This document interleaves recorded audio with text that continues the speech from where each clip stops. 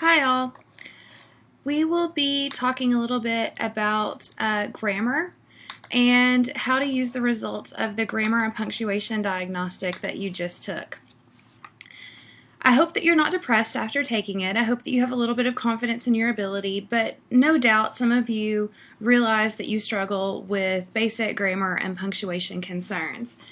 Please remember that you are not a tutor in the University Writing Studio because of your grammar skills. That is not why you are here. Grammar and writing are not the same thing. You can be an excellent writer and still have trouble with grammar and punctuation. The diagnostic that you just took should tell you, though, if you're going to have to work a little bit harder when tutoring in these areas. We'll talk a lot about grammar and punctuation during our orientation on that Saturday, but only in the ethereal sense, as in we don't do a lot of that in the writing studio.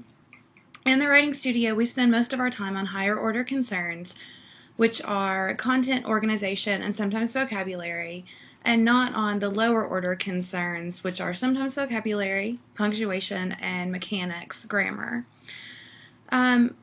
This is simply because those are not the areas of writing that matter as much. They are lower order concerns, hence the name. However, if you didn't do well on the grammar and punctuation diagnostic, there's a few resources that would be great for you to have during your tutoring session for those times when you do have to teach basic rules of punctuation and grammar. First, there's our Writing Studio website. Under Resources and Handouts, you can find that we have comma splice run on fragment handout, basic comma and semicolon use. This is the way that I learned to use commas when I was in graduate school, not when I was in undergrad. We have underlining, italics, and quotation marks.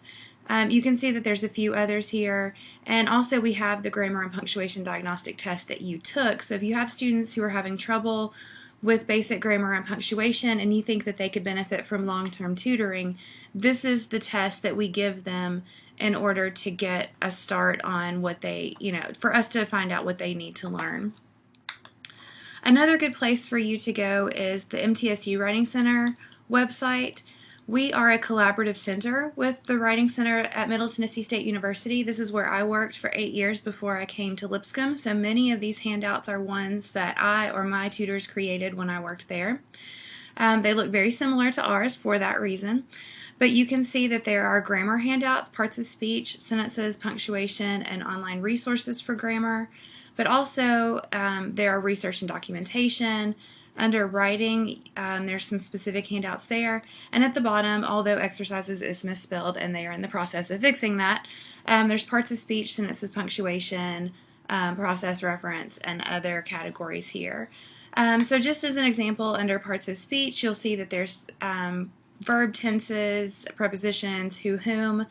So there's lots of information here that you can go to on an iPad in the center or on a laptop in the Academic Success Center during a tutoring session and get some help.